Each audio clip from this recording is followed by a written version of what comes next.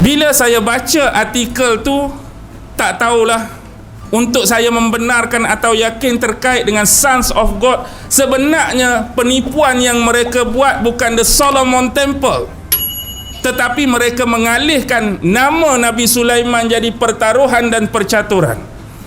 Yang sebenarnya The Sol Amon Temple. Who is Sol Amon? Tuhan Matahari.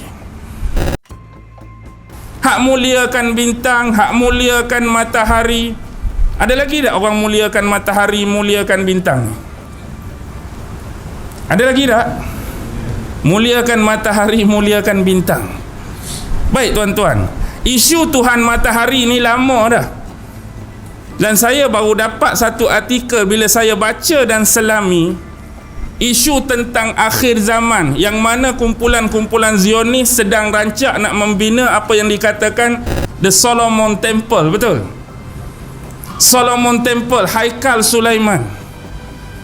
Bila saya baca artikel tu, tak tahulah untuk saya membenarkan atau yakin terkait dengan Sons of God. Sebenarnya penipuan yang mereka buat bukan The Solomon Temple, tetapi mereka mengalihkan nama Nabi Sulaiman jadi pertaruhan dan percaturan.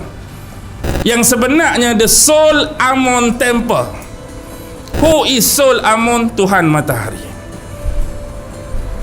Bukannya Solomon. Jadi penggunaan Solomon tu nak suruh nampak who is Solomon? Nabi Sulaiman. Oh, bila kerja ni kerja untuk Nabi Sulaiman, maka manusia akan mengerahkan tenaga, mengerahkan pemikiran untuk menjayakan program tersebut bila Solomon digunakan. Hakikatnya Sol Amon. Bagaimana bertahun-tahun lamanya nama Nabi Allah Sulaiman terfitnah akibat permainan iblis yang menyerupai Nabi Allah Sulaiman menuliskan buku-buku sihir yang ditinggalkan di bawah singgasana Nabi Allah Sulaiman. Bila Nabi Allah Sulaiman wafat, maka iblis menyamar manusia biasa. Wahai manusia, hari ini sebenarnya baru kita tahu siapa Nabi Allah Sulaiman yang sebenar. Dia dapat menundukkan jin, dia dapat mengawal angin, dia dapat bercakap dengan binatang, bukan kerana dia Nabi, bukan kerana dia ada mukjizat, tapi kerana dia mengamalkan sihir-sihir tertentu. Apa bukti kamu? Lalu sebab dia yang tulis kitab sihir, dia yang simpan di bawah singgasana, aku akan tunjukkan bukti dia. Pilah bawah tempat tu, mari kita bongkar. Bongkar-bongkar, jumpalah buku-buku sihir yang dikarang oleh dia sendiri. Dia tuduh atas nama Nabi Allah Sulaiman. Sebab itulah dalam salasilah dan nasab sesetengah occult dan black wish, daripada guru dia sampai sekali ketua kepada segala penyihir, jatuh nama siapa tuan-tuan? Solomon. Seolah-olah Nabi Allah Sulaiman tu penyihir atas segala penyihir. Berapa lama Nabi Allah Sulaiman terfitnah dengan permainan ini? Ini berlaku dalam dunia hitam, dunia gelap. Al-Quran datang membongkar kisah ini tuan-tuan. Tu tak kira lagi zaman selepas Nabi Allah Ibrahim alaihi salam. Anak saudara Nabi Allah Ibrahim siapa? Siapa anak saudara Nabi Allah Ibrahim? Lut.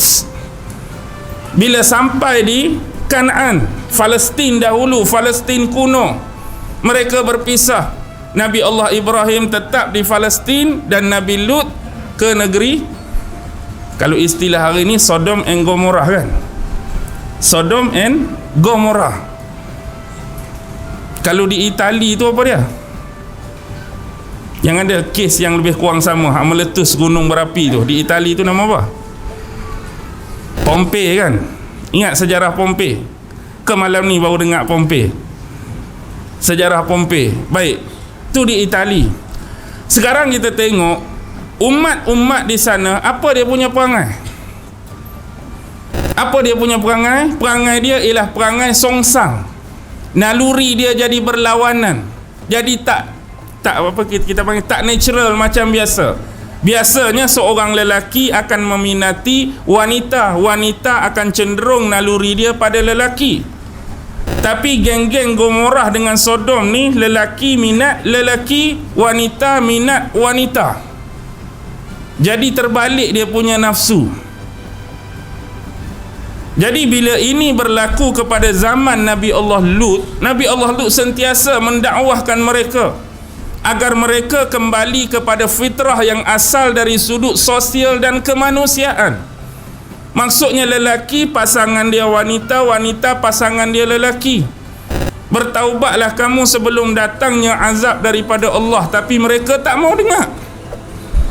Mereka anggap tu perkara biasa. Kecenderungan naluri adalah perkara biasa. Dah kami suka lelaki, lelakilah. Dah kami suka perempuan sama perempuan, perempuanlah. Jadi atas dasar itu, beberapa malaikat diutuskan oleh Allah. Pertama, mereka tak terus ke Nabi Lut, tetapi mereka bertemu dengan Nabi Allah Ibrahim. Kami datang kepada kamu lebih awal, wahai Ibrahim, pertama untuk menyampaikan berita gembira. Satu lagi berita yang kurang mengembirakan. Berita yang gembira ialah Allah akan mengurniakan kepada kamu seorang anak lelaki. Pada masa tu Nabi Ibrahim dah ada anak lelaki, Ismail menerusi Siti Hajar. Tapi yang ni Sarah kan dah berumur lanjut, berusia tua, tak boleh mengandung dah. Tiba-tiba mari malaikat khabarkan, Allah sampaikan berita gembira, isteri kamu akan mengandung dan kamu dapat anak lelaki. Berita yang kurang menyenangkan, selepas ni kami akan pergi ke negeri Nabi Allah Lut alaihissalam, perintah daripada Allah supaya kami mengazab dan menghukum kaumnya. Lepas tu baru dia pi tempat Nabi Lut. Walaupun pi, dia tak terus azab, tapi dia jadi tetamu Nabi Allah Lut. Tiba-tiba ada orang nampak Nabi Lut menerima tetamu. Pada pandangan mereka, tetamu tu pula jenis jambu-jambu, handsome, kekar. Mereka jenis naluri lagu tu, mereka pi serbulah rumah Nabi Lut. Wahai Nabi Lut, kamu serahkan kepada kami tetamu-tetamu kamu tu. Minta terus. Lalu Nabi Lut kata, janganlah memalukan aku. Sesungguhnya anak perempuan aku lebih berhak untuk kamu. Maksudnya Nabi Lut masih lagi berdakwah dari sudut mereka meminta sesuatu yang songsang tadi. Nak habaknya naluri seorang lelaki itu ialah perempuan. Aku ada anak perempuan, yang tu lebih layak, yang tu lebih berhak untuk kamu berbanding dengan perbuatan kamu ni. Lalu akhirnya Allah menghukum mereka. Cara hukuman tu, bumi diterbalikkan. Hak atas duk jadi alik bawah, hak alik bawah naik alik atas. Sampai hari ini disebut sebagai laut mati, the Dead Sea.